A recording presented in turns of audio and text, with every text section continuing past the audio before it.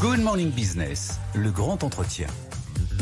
À 7h44 sur BFM Business et sur RMC Découverte. Le grand entretien ce matin, notre édition spéciale défense européenne, c'est Claude France-Arnoult. Bonjour, vous êtes ancien ambassadeur et ancien directeur exécutif de l'Agence européenne de défense. Jean-Baptiste Huette est à mes côtés puisqu'évidemment, nous allons parler des questions d'armement. La question qu'on se pose ce matin, Claude France-Arnoult, après l'ensemble des déclarations de ce week-end, c'est la capacité vraiment de l'Europe à prendre sa défense en main, en dehors des questions purement de déclaration politique. Est-ce que nous avons la capacité en Europe de créer notre propre défense, notre propre système d'armement, de ne plus dépendre des Américains ?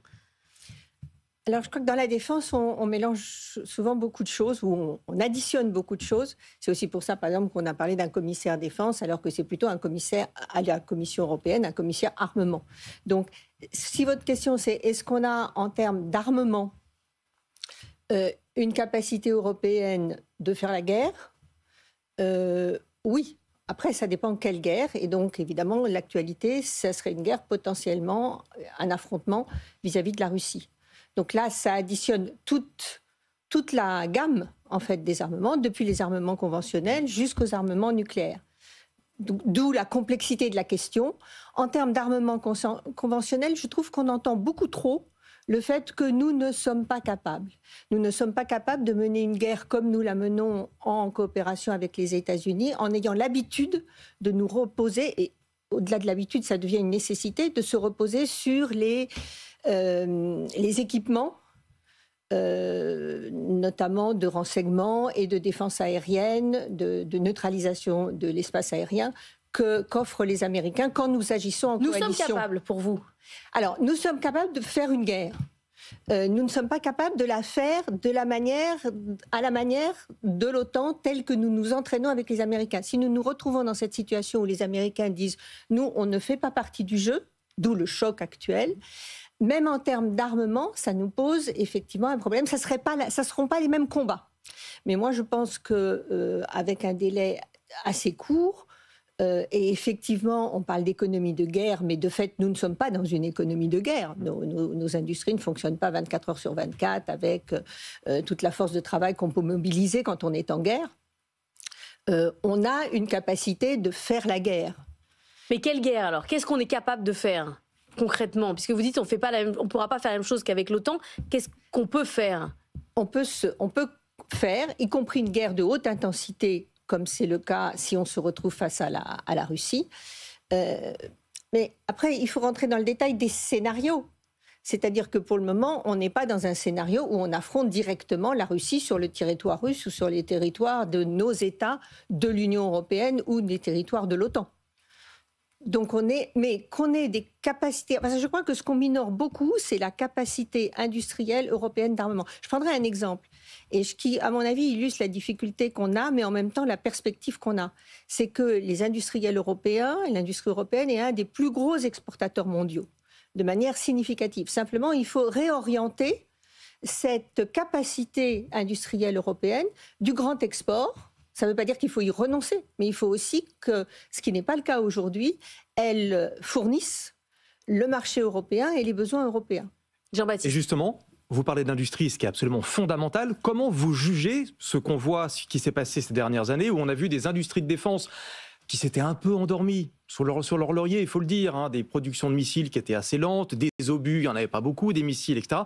On a vu les États européens tordre le bras de leurs industriels pour leur dire « produisez plus vite, soyez plus efficaces ». Est-ce que vous percevez un changement de paradigme chez ces industriels? Est-ce qu'ils sont prêts, selon vous, à la guerre, ce que l'on appelle dite de haute intensité? Alors, je crois qu'eux sont prêts. Et ils ne se sont pas tellement reposés sur des lauriers. C'est pour ça que je me parlais d'exportation. Ils se sont reposés, ils ont fondé leur activité sur le grand export. Parce qu'il n'y avait pas de marché européen. Il n'y avait pas d'argent, il n'y avait pas de contrat, et il n'y avait pas même la perception d'une nécessité de s'équiper en armement pour un marché européen. Donc c'était le grand export. Et à propos de lauriers, ils en ont récolté des lauriers sur le grand export. C'est pour ça que je disais qu'on est français, allemand, italien, sans parler des Britanniques qui ne sont pas dans l'Union européenne, mais qui sont un acteur européen majeur, comme on le voit de plus en plus aujourd'hui. Ils étaient très bons à l'export. Donc maintenant, il faut réorienter drastiquement cet effort sur l'interne, mais pour ça, pour les industriels, il faut qu'ils soient sûrs d'avoir un marché interne. D'où la difficulté des moyens de soutien, de se mettre d'accord sur les moyens de soutien dont on parle aujourd'hui. C'est-à-dire si une partie de l'effort qu'on fait vise à acheter américain, 60%, 80%, les industriels, non seulement n'y ont pas leur compte, mais ils n'ont pas la base pour se mobiliser, et on ne se mobilise pas sur 2 ans. Parce que vous dites qu'il n'y a pas de marché, mais il n'y avait pas de volonté politique d'un certain nombre de pays. Ils sont 13 sur 27 à avoir acheté des F-35. Ils auraient pu acheter français, par exemple, et européens. Donc il n'y avait pas de volonté politique de faire une commande européenne. Alors, il n'y avait pas de volonté politique, et il faut bien reconnaître aussi qu'il y avait des fortes pressions. Moi, j'étais ambassadeur auprès des Belges quand ils ont fait le choix du F-35 contre le Rafale. Il y avait des pressions considérables des États-Unis. Et en plus, si vous ajoutez, quand il s'agit de ce type d'avion, il s'agissait de remplacer les F-16 qu'ont actuellement les Belges et beaucoup d'autres États de l'Union européenne. Ce sont des avions Lockheed Martin, des avions américains, qui sont aussi conçus, qui ont pour mission de porter éventuellement la bombe nucléaire américaine dans le cadre de la mission nucléaire OTAN. Donc les Américains autorisent ou n'autorisent pas un avion à porter leur bombe. Et donc la probabilité qu'ils autorisent un Rafale à porter une bombe américaine nucléaire est à peu près nulle. Donc les Belges ont pris le F-35, et quand les Allemands ont pris il y a 2 ans le F-35, c'était pour la mission nucléaire. Jean-Baptiste. Aujourd'hui, la question centrale, ce sont les budgets militaires. Alors, 2%, 3%, Donald Trump aimerait 5%, que les pays européens aillent jusqu'à 5%.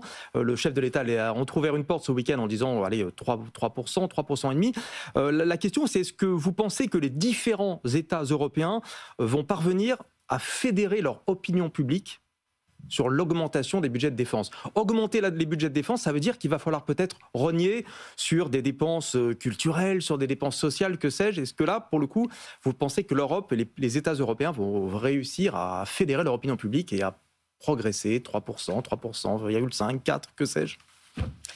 Alors, là aussi, on retrouve la relation avec les États-Unis. Je me rappelle avoir posé la question à un Américain du Pentagone il y a très longtemps, parce que, en fait, il y a des décennies qu'on devrait faire ce qu'on fait aujourd'hui et ce qu'on envisage de faire aujourd'hui.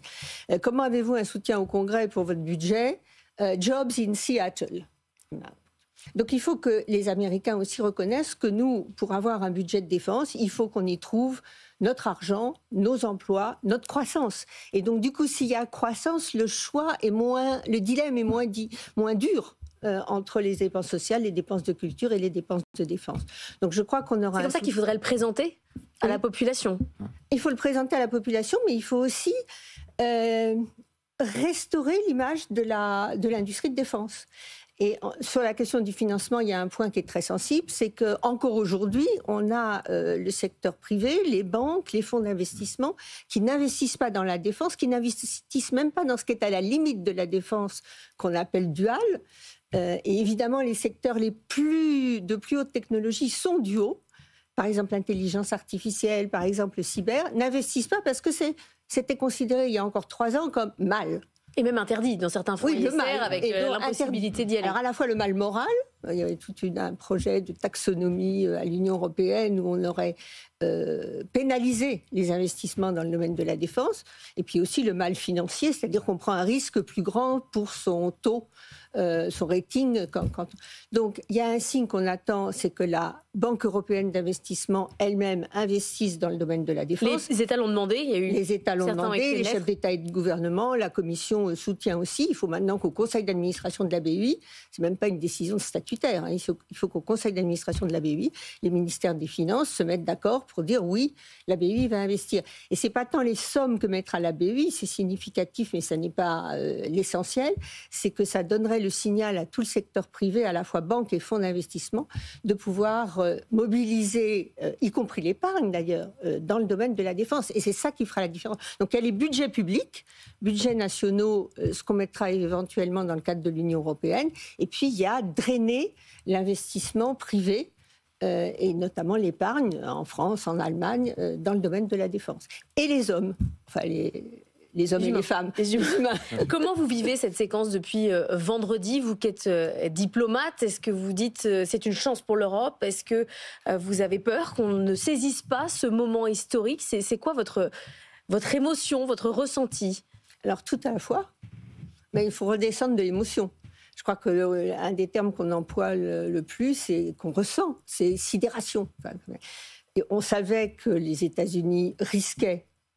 Je sais que nous, Français, et moi, dans les positions que j'ai eues à l'Agence européenne de défense ou dans les structures de l'Union européenne, notamment dans le dialogue avec nos partenaires les plus atlantistes, on leur disait, mais l'histoire nous apprend, et c'est légitime qu'une démocratie ne vient pas en guerre immédiatement avec vous. Comme le rappelait une journaliste hier, il a fallu que les États-Unis soient attaqués pour qu'ils viennent dans la Première et Deuxième Guerre mondiale.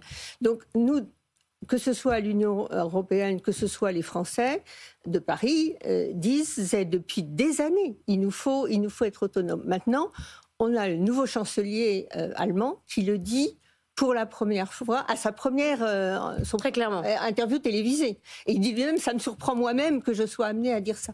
Donc il y a les Allemands. Je crois qu'aussi il y aura ce choc chez les membres de l'Union européenne les plus atlantistes, les plus confiants dans les États-Unis, que sont les Polonais. C'est un choc énorme. Donc je crois que pour nous, Français, c'est un moindre choc. Nous, on se dit, ça paraît très prétentieux, évidemment, on avait raison.